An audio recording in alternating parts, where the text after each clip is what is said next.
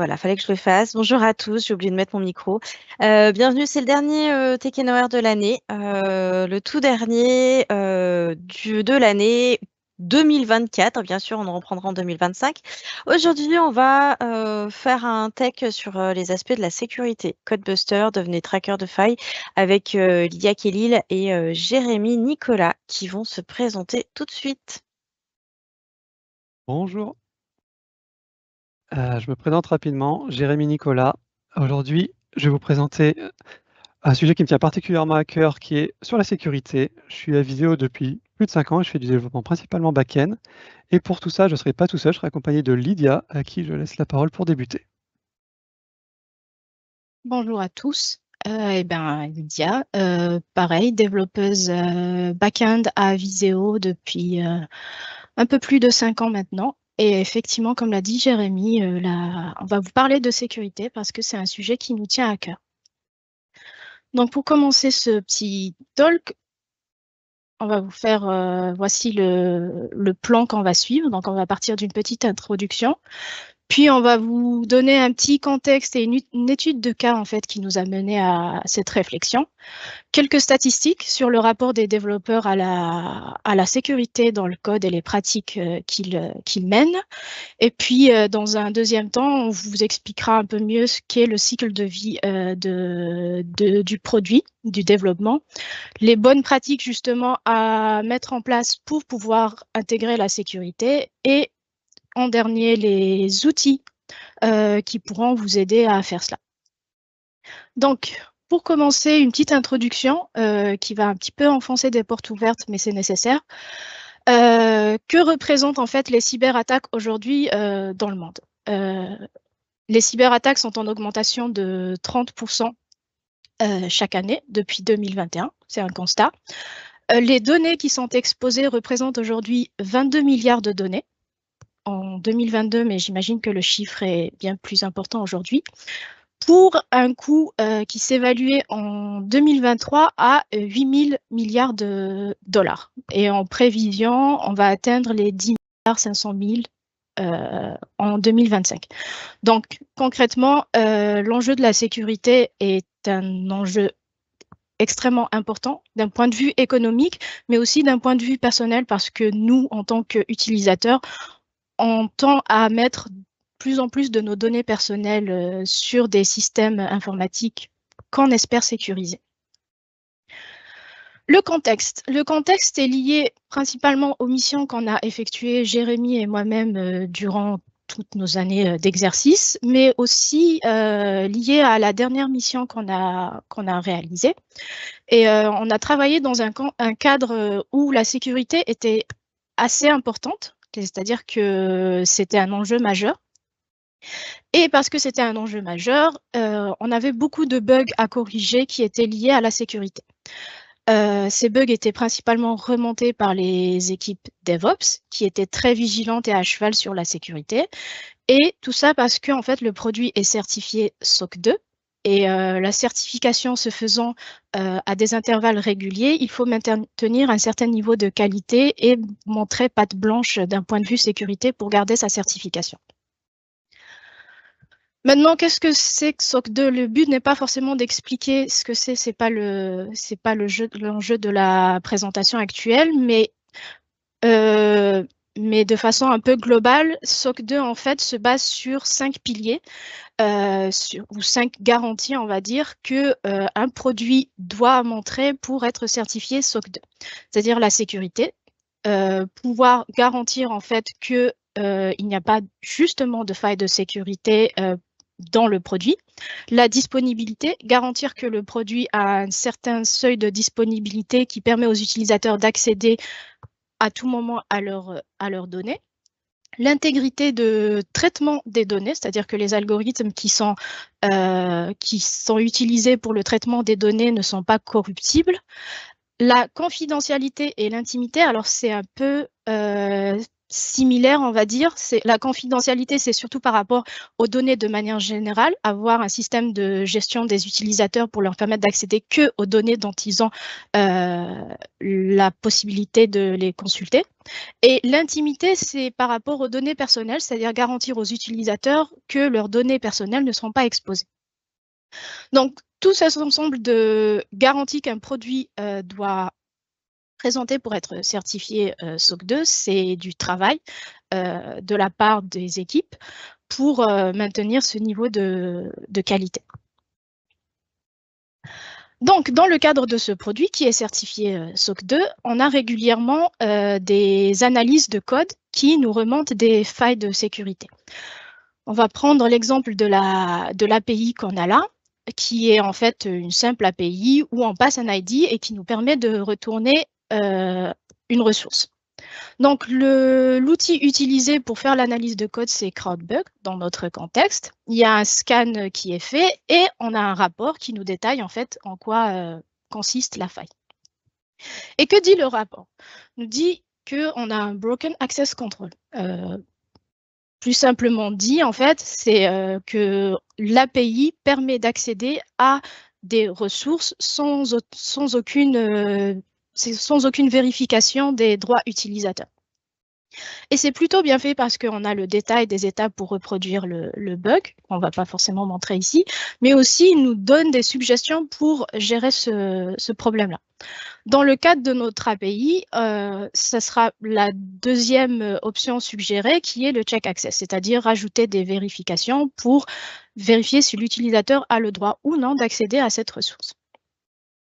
Donc, pour résoudre le problème finalement, ici après, donc là, vous voyez la coupable, l'API coupable, qui effectivement n'a pas de gestion d'utilisateur, ni ici, ni dans le repository. Donc on se dit que c'est facile, il suffirait de lui rajouter une gestion d'accès et le problème est résolu. Et on est content parce que on a trouvé une faille et on l'a corrigée. Mais en fait, non. Pourquoi?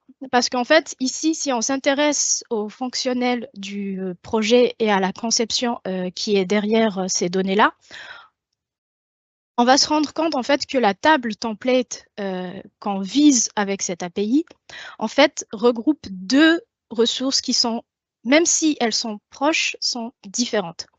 Il y a la ressource template, d'où le nom de la table, et la ressource projet, en fait, qui sont un ensemble de ressources issues de templates. C'est-à-dire qu'à partir d'un template donné, on peut créer plusieurs projets.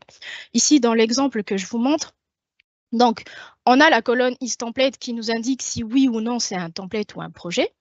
Et on a d'autres informations s'il s'agit d'un projet. Et on a un référence ID qui nous ramène au template dont est issu le projet. Et toutes ces données sont stockées dans la même table. Donc, à partir de là, en fait, comment on solutionne ça? Parce que un utilisateur qui a créé des projets à partir d'un template, à partir du moment où on met en place une gestion des accès, ne va plus potentiellement avoir accès aux projets qu'il a créés, sauf que c'est lui qui les a créés. Mais comme il n'a plus accès au template, il ne va plus avoir accès au projet. Donc ça, concrètement, en fait, ça pose la question de comment gérer l'existant de ce qu'il y a, parce que la solution est chez le client, elle est déployée et il y a des dizaines de clients qui l'utilisent avec des centaines d'utilisateurs derrière chaque client. Donc, la première solution, c'est de se dire on applique les droits nécessaires parce que c'est important de le faire et aller expliquer aux clients qu'à partir d'une certaine date de release, leurs utilisateurs ne pourront plus accéder à certains templates, à certains de leurs projets. C'est très compliqué comme décision et vous vous doutez bien que ce n'est pas la solution qui a été retenue parce que ça aurait beaucoup trop d'impact d'un point de vue économique et d'un point de vue relation client. La deuxième solution, c'est de se dire on met en place des droits très permissifs qui finalement vont faire que le fixe sera transparent pour les clients parce que à la base, la gestion des autorisations n'existait pas. On va la rajouter, mais elle sera permissive. C'est pas très grave et la certification et notre certification sera maintenue. Donc, Au départ, c'était la solution choisie compte tenu des contraintes parce que, comme je l'ai dit, la certification se fait périodiquement. Donc, l'échéance de la certification arrivait. Donc, il fallait faire un fixe pour maintenir la certification. Il y a aussi d'autres échéances de mise en production du produit. Donc, il fallait faire un peu au plus vite, compte tenu des contraintes. Donc, ça, c'était la solution choisie au début. Mais en fait, la solution n'était pas satisfaisante et en fait, elle démontre aussi comment on peut un peu manipuler les certifications et au final être certifié SOC 2 sans apporter les vraies garanties que requiert la certification. Du coup, après quelques semaines de discussion autour de ce problème, on a pris la décision, surtout l'architecte du projet a pris la décision de faire un gros refacto sur le projet et de séparer les deux ressources parce qu'en fait, il s'agit de deux ressources différentes finalement, même si l'une est issue de l'autre et qu'il y a des similitudes. Au final, on ne les gère pas de la même façon et surtout, les droits d'accès ne sont pas du tout les mêmes en fait pour les deux. Donc, tout ça, depuis à la réception du bug jusqu'à la fin, au merge de la pull request de Refacto, ça a duré presque 3 mois. Donc 3 mois où un développeur, un architecte et des QA ont été impliqués pour trouver des solutions et résoudre ce petit bug à la base, parce que au final, initialement, ça devait être une simple tâche où il fallait rajouter de la gestion d'accès. Suite à ce cas, en fait, on s'est posé plein de questions. Notamment, est-ce qu'on aurait pu faire des économies de temps de développement? Parce que 3 mois où on engage trois ressources, ça fait quand même beaucoup. Pourquoi, en fait, ce problème ne s'est pas posé en amont, à la conception, quand la décision a été prise de mettre les deux ressources dans la même table, quels ont été les questionnements qui ont été mis sur la table et pourquoi on a abouti à ça? Et en tant que développeur, on va pas pleurer sur le passé, mais se dire comment on peut faire pour éviter ce genre de situation à l'avenir. Pour ça, donc ça, c'était les questionnements qu'on s'était posés avec Jérémy et on s'est dit quel est le rapport quand nos collègues, les gens qu'on connaît, la communauté de développeurs qu'il y a autour de nous face au développement, face à la sécurité, pardon, dans le cadre de leur développement. Donc, pour ce faire, on a fait un petit formulaire qu'on a fait passer. Et les résultats sont un peu paradoxaux, finalement, comme vous pouvez le voir, parce que 73% des gens qui ont répondu au questionnaire nous ont dit qu'ils tenaient compte de la sécurité toujours ou souvent dans leur développement. Et à contrario, seulement 50% utilisent des outils. Et l'outil principal qui est revenu, c'est Sonar, qui est un bon outil, mais qui a ses limites. 61% des répondants ont déclaré n'avoir jamais suivi de formation ou ni même lu de doc autour des questions de la sécurité dans le code et des pratiques de sécurité dans le code. Et finalement, 43% ont l'impression que la sécurité est prise en compte dans leur projet. Donc ces résultats, en fait, sont très contradictoires, on pourrait croire. Et on ne pouvait pas se limiter à ça, donc on s'est dit on va aller voir ce qui se fait sur Internet. On imagine bien qu'il y a eu des enquêtes à plus grande échelle qui ont été faites et on aura plus de réponses. Donc on a demandé à Google, non, pas à Google, à ChatGPT, parce que c'est plus pratique, quelles sont les enquêtes qui ont été faites sur ça. Et Veracode, qui est un outil d'analyse pour la sécurité, fait un rapport en 2023 qui dit en substance que 76% des applications testées montrent des erreurs en fait évitables si les pratiques de sécurité étaient intégrées en amont dès le début du développement. Même constat chez GitHub en 2022 qui dit que les développeurs corrigent souvent les vulnérabilités après la détection, comme c'est le cas dans le cas que je vous ai présenté. Mais les démarches proactives pour éviter ces failles de sécurité restent très faibles. L'OWASP, pareil, fait le même constat, en disant que en fait, les erreurs de sécurité de base continuent à être intégrées dans des applications modernes, donc il ne s'agit même pas d'aide technique, et que souvent, c'est lié au manque de sensibilisation des développeurs. Donc, finalement, on se rend bien compte que de notre cas de départ, qui était un cas très simple et où on s'est dit pourquoi les gens ont oublié de mettre un check utilisateur, on s'est rendu compte en fait que c'était quelque chose qui était plus général et que la sécurité dans le développement n'était pas forcément intégrée dans nos pratiques au quotidien. D'où la présentation qu'on vous fait aujourd'hui. Et je laisse la parole à Jérémy pour la suite, pour présenter quelques bonnes pratiques et quelques outils pour vous accompagner dans vos démarches de sécurité du code. Merci beaucoup, Lydia. Alors, avant de parler un peu de bonnes pratiques, je voudrais revenir sur le cycle de développement. Traditionnellement, la sécurité, quand on parle aux gens autour de nous ou quand on regarde des études sur Internet, on constate qu'elle est gérée en fin de cycle de développement, c'est-à-dire au moment où on va commencer à faire des déploiements et au moment où on va essayer de le mettre en prod, après la release donc.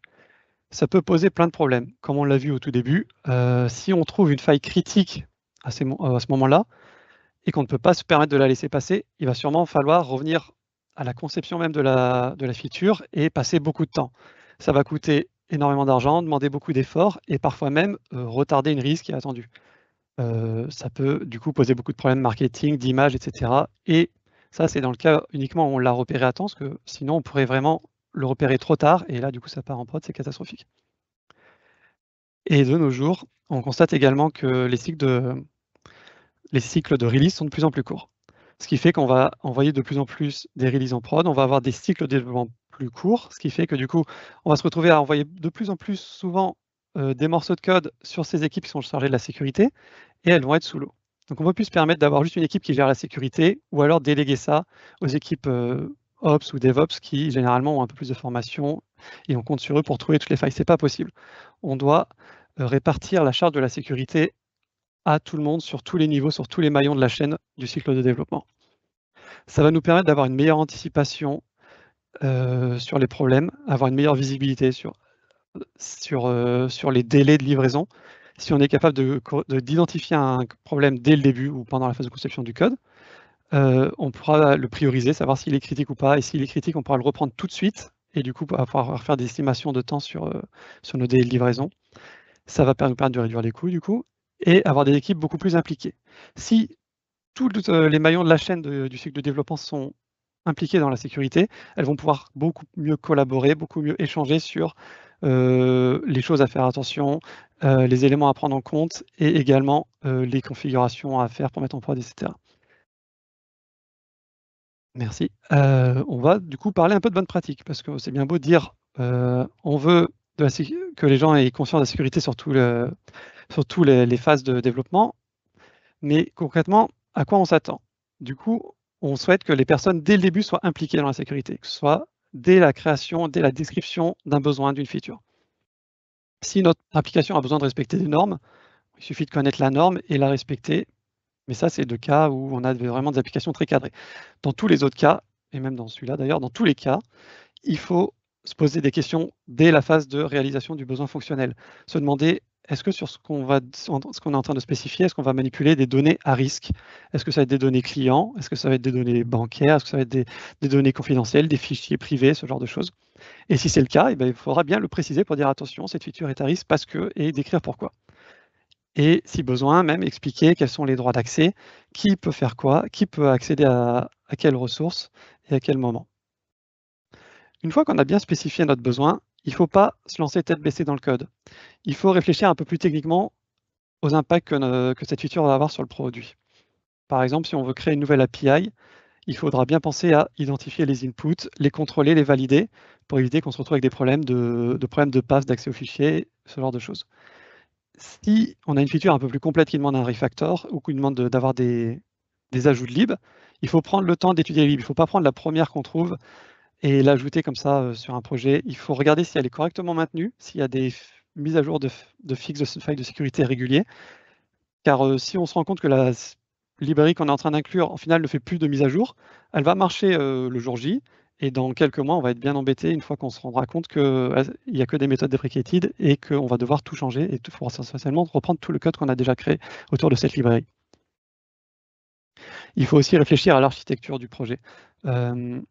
Souvent, quand on se base sur des frameworks, on va se rendre compte qu'on a plein de conseils sur la documentation du framework en question ou sur la documentation de la techno. Et ce n'est pas que des conseils pratiques, souvent c'est des conseils qui ont derrière un but de sécurité et qui nous permettent de correctement découper notre travail. Et ça rejoint l'élément suivant sur lequel je voulais vous amener. Pendant le développement, il faut garder tout ça en tête.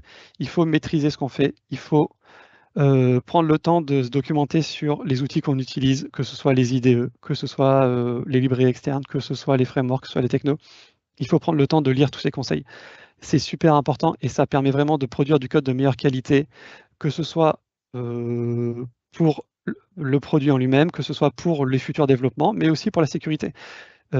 Souvent, dans les documentations, ce n'est pas mis en avant sous l'aspect sécurité, mais il y a plein de choses qui sont liées à la sécurité. Par exemple, quand on va faire des requêtes, si on utilise correctement les librairies pour faire des requêtes sur des bases de données, souvent, ça va nous permettre d'éviter d'avoir des injections de dépendances, ce genre de choses. Donc voilà, apprendre à bien maîtriser son environnement, c'est important. Et si possible, il faut analyser le code et travailler en équipe. Analyser le code le plus tôt possible, ça va nous permettre de détecter les problèmes très tôt. Et ça peut passer par des outils ou par du travail d'équipe. Si on est plusieurs sur un projet, il y a sûrement des gens qui ont plus d'expérience que nous et ils pourront nous aider. Il faut que tout le monde, ou au moins une grosse partie de l'équipe, ait une conscience sur les éléments à apporter pour avoir de la sécurité de manière fiable. Ça doit être une priorité pour tout le monde et il faut y penser au quotidien. Il faut partager les infos avec les équipes qui sont avant nous dans le process et après nous dans le process pour leur permettre de faire correctement leur travail. Et autant que possible, il faut demander des informations à nos collègues, faire des reviews, valider le code. Et pour valider le code, il faut rester bien évidemment au courant des nouveautés, des failles potentielles qui peuvent survenir. Il ne faut pas rester sur des acquis qui datent d'il y a plusieurs mois ou plusieurs années, car on est dans un monde qui bouge très vite et on peut avoir des nouvelles failles qui surgissent du jour au lendemain. Ça peut avoir une faille très critique qui arrive et qui va nous demander de faire des patchs très rapidement. Donc il faut rester informé, il faut surveiller nos dépendances. Parfois, il va y avoir des mises à jour qui sont optionnelles, on peut les passer. Parfois, il va y avoir des mises à jour extrêmement critiques. Il faut se renseigner sur pourquoi ces mises à jour sont faites. Est-ce qu'on doit les inclure dans notre projet? Et ça va demander un travail toujours, il faut lire, il faut se documenter et il faut faire énormément de veille. C'est compliqué à faire à la main et on verra après, il existe des outils pour ça.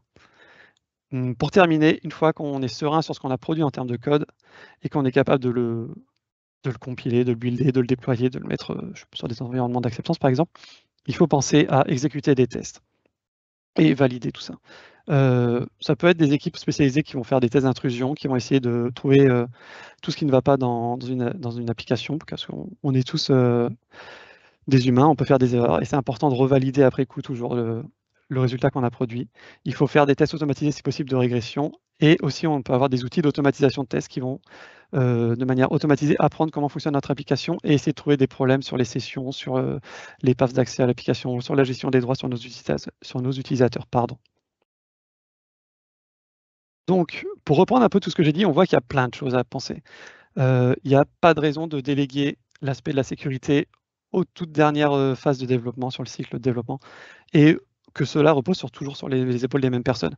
Tout le monde doit apporter sa pierre à l'édifice, tout le monde a quelque chose à faire, a des choses à penser, et si tout le monde s'y met correctement et a cette volonté d'apporter un code ou du moins une feature dans sa globalité qui sera plus sécurisée, ça va nous permettre d'avoir un produit qui sera beaucoup plus fiable, on pourra le mettre en prod beaucoup plus sereinement, et on aura des utilisateurs qui sont vraiment satisfaits, on aura une réputation qui sera plus élevée, on sera beaucoup plus serein.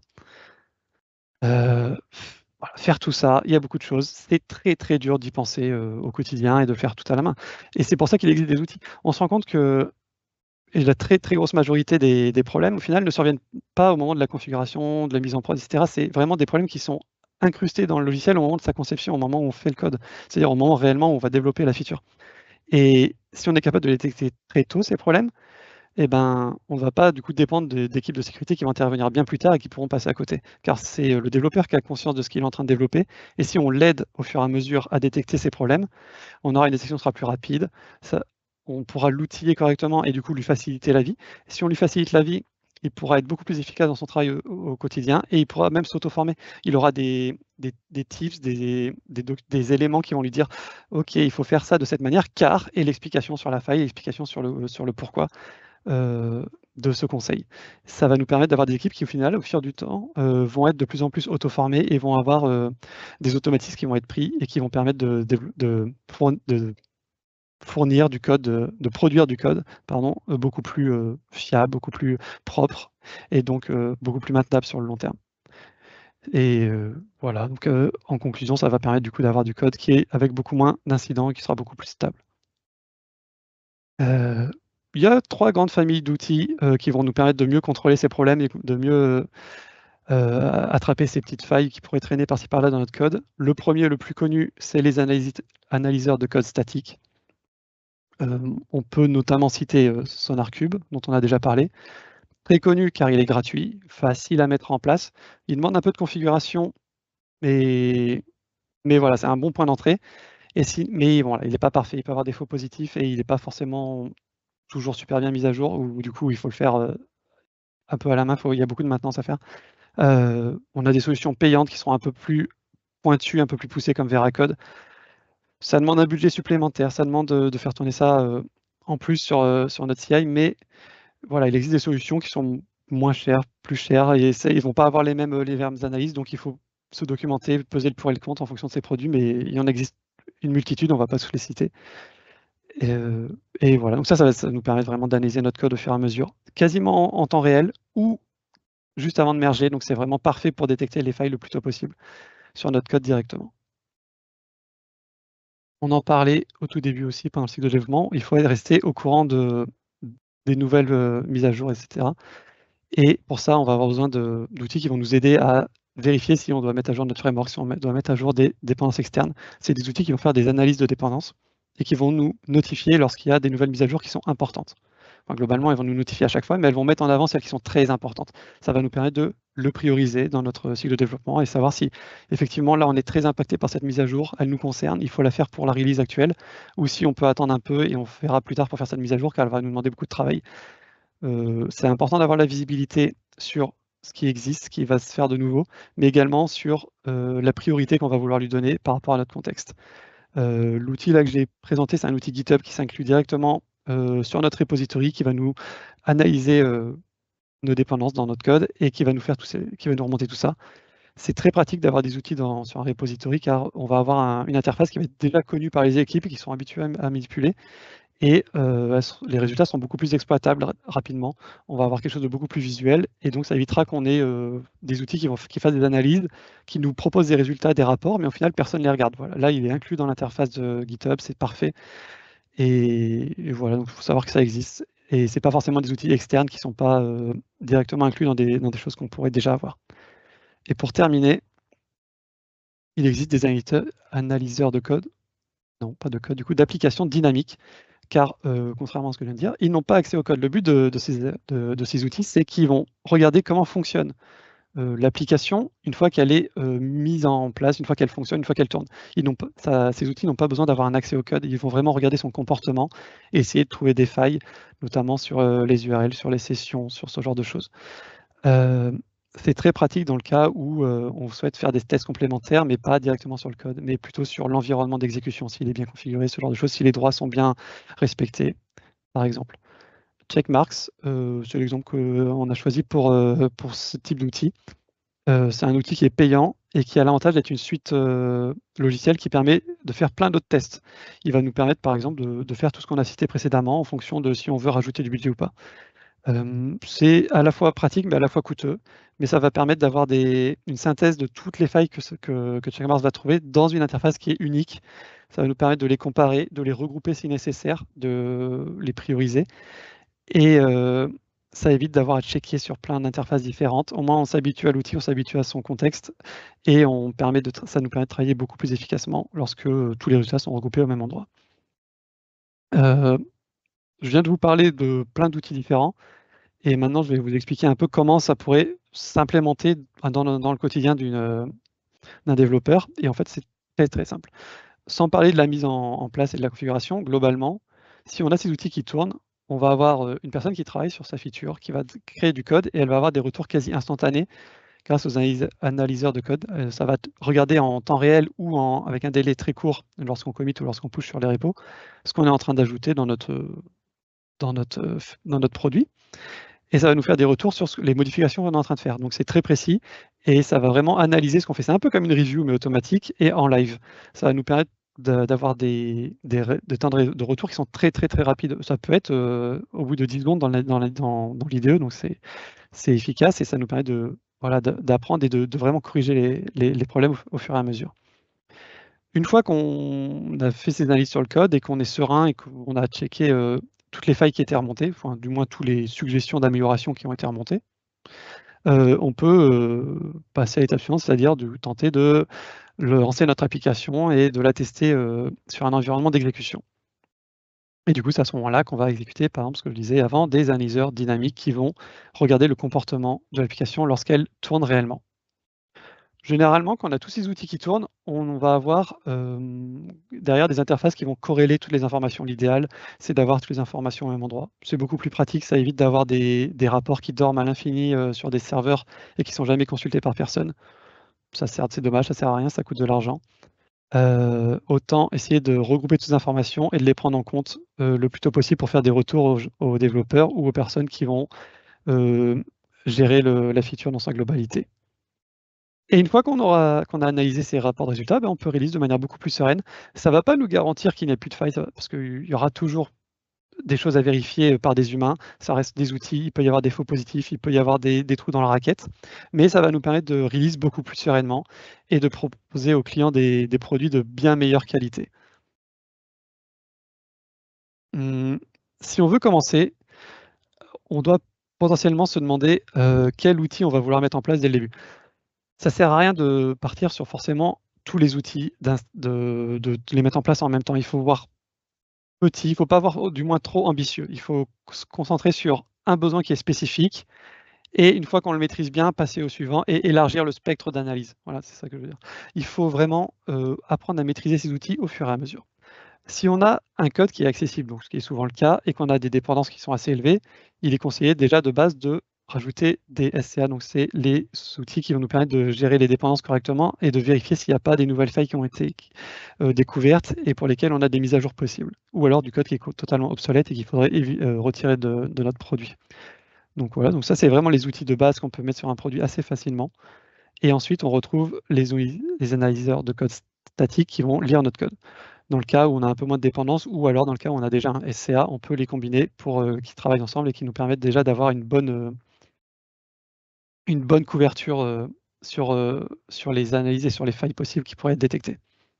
Pour terminer, dans le cas où on a déjà ces outils et qu'on voudrait encore aller plus loin, on peut rajouter des analyseurs dynamiques, ou alors dans les cas très précis où on va se concentrer sur des projets qui ont beaucoup de dépendances ou qui travaillent beaucoup sur des codes externes. Ça peut être, je ne sais pas, si on a un petit ETL qui fait juste passe-plat et qui se base sur un code qui est développé par une autre équipe en interne et du coup on n'a pas forcément accès à son code, mais on veut quand même checker que notre produit fonctionne bien, on peut faire de l'analyseur dynamique à ce moment-là dès le début.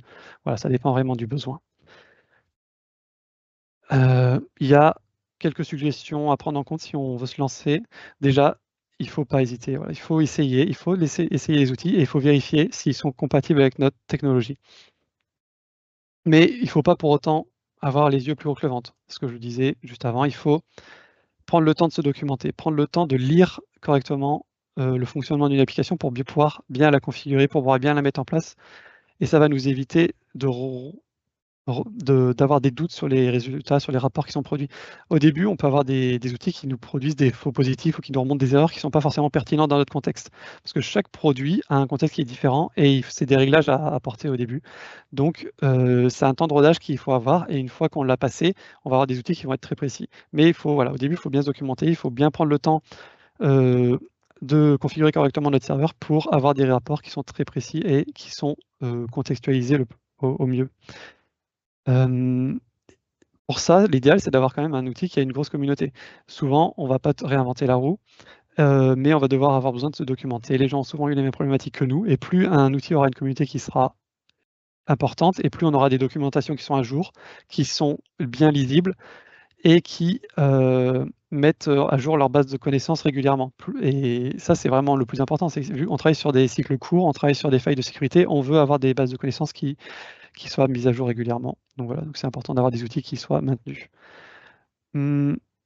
Pour terminer, c'est vrai que c'est un peu moins fun de parler de ça, mais c'est important de le prendre en compte et même sur des outils gratuits comme SonarCube, il faut prendre en compte le budget. Ça peut coûter très cher, comme ça peut coûter vraiment pas grand-chose, mais il faut pas non plus le négliger. Ça a un coût en temps, forcément, il faut le mettre en place, donc ça compte aussi dans le budget. Il va forcément y avoir des personnes qui vont devoir s'en occuper et ça va tourner sur des serveurs potentiellement, donc il y aura forcément toujours un peu ce côté budget à prendre en compte et il faut en parler autour de nous si on veut faire ça, mais l'idéal, c'est quand même de se lancer, d'essayer pendant quelques semaines et voir si le résultat est pertinent et nous convient, avant de forcément se dire: «Non, on peut pas parce que c'est sûr que ça sera rejeté». Je vais passer la main à Lydia pour, faire une conclusion et je vous retrouve peut-être tout à l'heure pour les questions. Merci beaucoup. Merci Jérémy. Du coup, on voulait finir quand même par une conclusion parce qu'on a dit beaucoup de choses sur la sécurité. Et en parlant, on pourrait avoir l'impression que ça ressemble un peu à une montagne insurmontable parce que sur les projets qu'on a, il y a beaucoup de passifs, il y a une grosse dette technique et donc aller remédier à tout ça, ça peut sembler infaisable. Et l'idée, ce n'est pas justement d'aller à l'attaque et d'essayer de combler toutes les failles ou de détecter toutes les failles. La plus simple des stratégies et la plus efficace, ça reste toujours la stratégie des petits pas. C'est-à-dire que déjà, inclure ça dans son quotidien, l'avoir en tête, commencer à raisonner en incluant la sécurité dans son développement, sans parler d'outils, sans parler de culture déjà, petit à petit, en fait, cette culture-là va se mettre en place en faisant tous attention à ça. Et c'est comme l'a dit Jérémy, il n'est pas utile de s'équiper, de s'outiller avec plein d'outils si c'est pour au final ne pas les utiliser. Donc, commencez petit, d'abord par des bonnes pratiques, avec des petits outils simples. Et si la mayonnaise prend derrière, songez à intégrer plus d'outils ou voire même à investir dans des outils qui sont coûteux mais qui seront plus efficaces parce qu'on sait que nos développeurs vont les utiliser. Nos conseils pour finir cette présentation, c'est de vous former. Se former. Il y a plein de documentation en ligne qui parlent de ça. Il faut être curieux. Donc, n'hésitez pas à faire des recherches sur Internet et à vous documenter. C'est vraiment le point d'entrée le plus important quand on veut commencer à intégrer des habitudes de sécurité du code. Ne pas avoir peur d'essayer. C'est bête à dire, mais en fait, on peut justement se documenter, lire plein de choses et ne pas oser proposer des choses, ne pas oser faire certaines choses pour mille et une raisons. Et puis, avoir cette démarche de sensibilisation auprès des collègues quand nous-mêmes, on est sensible à cette question-là, essayer de prêcher un peu cette parole pour faire naître, on va dire, une culture de la sécurité du code autour de nous. Parce qu'on le sait, les enjeux sont quand même très importants. Voilà pour notre présentation. Si vous avez des questions, on pourra y répondre avec plaisir. Merci à vous deux. Écoutez, moi j'ai déjà une première question pour vous. Quelles sont les premières étapes concrètes pour intégrer la sécurité dans mon processus de développement actuel? Alors, comme je viens de l'expliquer, mais sommairement, en fait, c'est se documenter, se former déjà, c'est la première étape. Donc, inciter les gens à se former, à s'auto-former, c'est extrêmement important.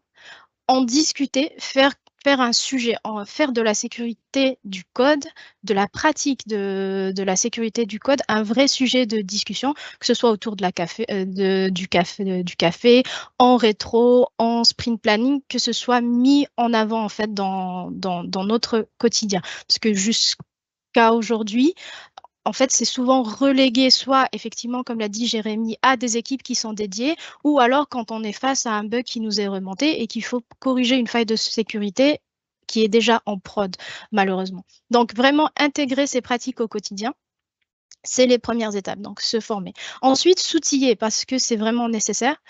On n'est pas obligé de dépenser des 100 et des 1000 pour avoir quelque chose de très pointu. On peut commencer par Sonar. Combien de projets ont des sonars qui ne sont pas du tout consultés. Donc, je vous conseille d'ouvrir le sonar et même si vous y allez un peu à reculons et d'aller voir un peu ce qu'il vous dit, c'est déjà un bon début. Et ensuite, au fur et à mesure, en fonction de l'adoption, intégrer de nouveaux outils pour être encore plus efficace. Voilà. Merci. Bon, là, il y a toujours un petit temps pour écrire les premières questions. Moi, j'en profite pour vous dire que donc on se retrouve en 2025 avec un prochain Tech Nowhere, toujours axé sur la sécurité. On est très axé sécurité en ce moment. On fera une com qui partira début janvier. On sera plutôt sur un talk mi-janvier. Écoutez, on attend les questions. Pour l'instant, toujours en attente. Moi, j'en ai d'autres. Alors, attendez. Alors, moi, j'en avais une sur comment convaincre les équipes non techniques de l'importance d'investir du temps dans la sécurité. Alors, c'est bon. Oui, je peux répondre à cette question. Les équipes non techniques, eh bien, souvent, ça va être quand même les personnes qui vont se rendre compte qu'il y a un réel besoin. Parce que au-delà de l'aspect du code, les problèmes de sécurité, au final, ça reste aussi des problèmes fonctionnels. On veut pas que, enfin, quand on dit oui, il y a un problème, des personnes ont pu accéder à des fichiers ou alors des données ont été rendues accessibles par inadvertance. Derrière, ça reste quand même un problème qui est lié à une feature fonctionnelle. Et c'est toujours possible de décrire ce qu'on l'on veut pour les personnes qui sont non techniques, parce que ça reste des évidences dans le projet. C'est pareil, si on veut que les personnes soient impliquées dans la sécurité, il faut juste qu'elles expliquent leurs attentes en termes de qualité de produit. Ça peut être vraiment mettre en avant les risques que la feature va apporter au projet. Si c'est quelque chose qui est complètement nouveau, il faut vraiment se dire, OK, là, on est en train de manipuler des nouvelles données. Est-ce que ça tient à cœur à nos clients? Est-ce que c'est quelque chose qui est sensible? Et n'importe qui n'est pas technique va pouvoir se faire ces spécifications, mettre en avant ces problématiques et le fait de les rédiger et de les mettre sur papier va avoir pour conséquence de leur donner une importance.